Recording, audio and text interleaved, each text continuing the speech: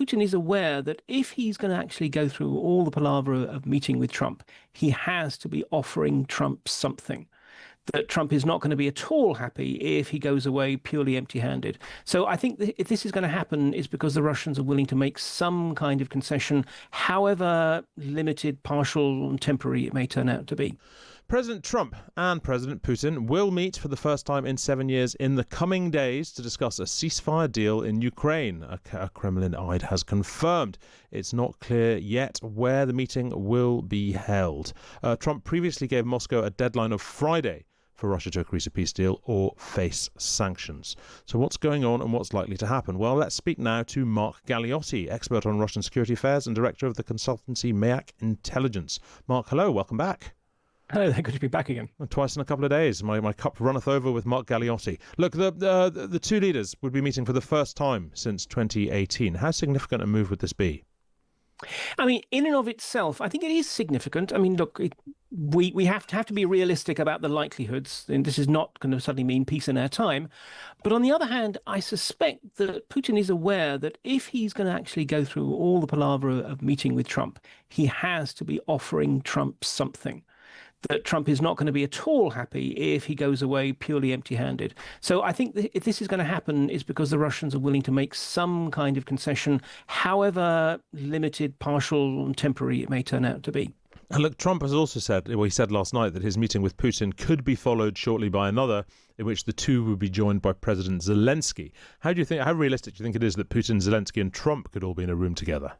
Now, that one sounds a lot less plausible to me. I mean, first of all, remember the official Russian line is that Zelensky is not the legitimate Ukrainian president because his term has expired, even though under Ukrainian law they can't have elections at the moment. But more to the point, I don't think that Putin will be willing to do that, again, unless there's something very, very solid. You know, if he feels he's going to get the deal that he would like, then he'll probably be willing to put aside his issues and sit down with Zelensky. But for that to happen, he will need to have pretty much been assured in advance that Zelensky is going to agree to whatever deal is going to be on the table. And that seems extraordinarily unlikely. Now, again, everything to do with Trump is always unusually unpredictable. But at the moment, it's quite striking that when asked about a trilateral meeting, the Russians said, yes, we think there will be a Putin-Trump meeting. Yeah, look, I mean, it's extremely Trump to basically say, look, we'll all sit down, we'll make a deal, and sort of behave as if that's the bulk of the work has been done. If there is to be a deal, though, what could a deal possibly look like? What is the shape of what peace between Russia and Ukraine would be? Would we be talking about some kind of sort of demilitarized zone like Korea type thing? Is it possible to even think in these terms as yet?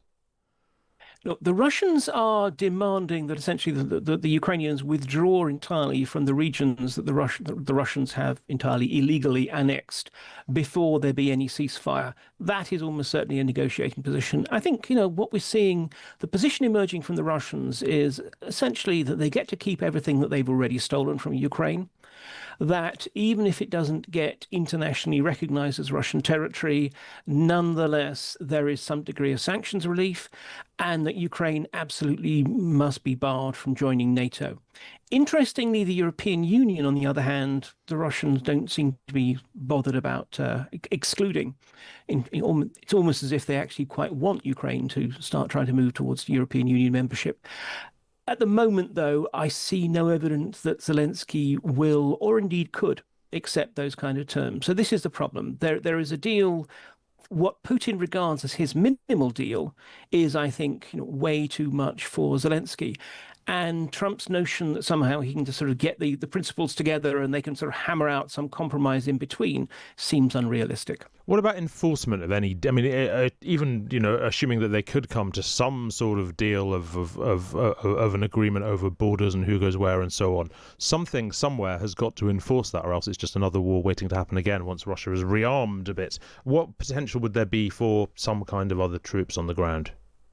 If there's going to be troops on the ground, I don't see the Russians being willing to accept this so-called coalition of the willing that we've had Keir Starmer and Emmanuel Macron work on. Because after all, a central element of their point is that they were trying to make sure that Ukraine does not become a forward launching base for Western troops. And this would be a force of Western troops. So, in theory, we could see something that is driven by the UN. In theory, we could see sort of countries like, say, Brazil, which has kind of presented itself as a potential interlocutor and facilitator of peace deals in the future. We are nowhere near there. I mean, for me, if I'm in my more optimistic moments, there might be a temporary air ceasefire come from this. So at least that will stop the flow of long-range missiles and drones slamming into Ukrainian cities. That, for me, is about the most positive scenario I can really see coming out of this. Not the kind of long-term serious peace deal, which would require this kind of monitoring. Yeah, understood. Look, thank you very much indeed. Mark Galeotti, great to speak to you. Mark, of course, being an expert on Russian security affairs and director of the consultancy Mayak Intelligence. Thank you, Mark. We'll see what happens over the next... US President Donald Trump could meet his Russian counterpart, Vladimir Putin, as soon as next week. That's according to a White House official Wednesday. This would be the first face-to-face meeting between a sitting US and Russian president since Russia launched its full-scale assault on Ukraine in 2022, the biggest attack on a European nation since the Second World War. Trump had reportedly told European leaders in a call Wednesday that he intended to meet with Putin, then follow up with a trilateral involving the Russian leader and Ukrainian President Volodymyr Zelensky. We had some very good talks with President Putin today, and there's a very good chance that we could be ending the round, ending the end of that road. That road was long and continues to be long, but there's a good chance that there will be a meeting very soon. U.S. envoy Steve Witkoff held talks with Putin earlier on Wednesday. The Kremlin described them as useful and constructive. But Putin and Zelensky have not met since December 2019, and they make no secret of their contempt for each other.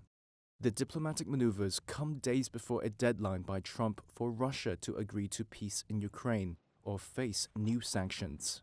Zelensky said Wednesday Washington's strong-arm tactic seemed to be yielding results. It appears that Russia is now more inclined to consider a ceasefire. The pressure on them is working. But the main thing is to make sure they don't deceive anyone in the details, neither us nor the United States. Media outlets have reported the Kremlin might propose a halt on airstrikes by Russia and Ukraine. That would offer relief to both sides. But it falls short of the full and immediate ceasefire that Ukraine and the US have been seeking for months. Since the two sides resumed direct peace talks in May, Russia has carried out its heaviest air attacks of the war, killing dozens in Kyiv. Trump last week called the Russian attacks disgusting. Meanwhile, Russian sources close to the Kremlin recently told Reuters that Putin is unlikely to bow to Trump's sanctions ultimatum because he believes he is winning the war and his military goals outweigh his desire to improve ties with the US.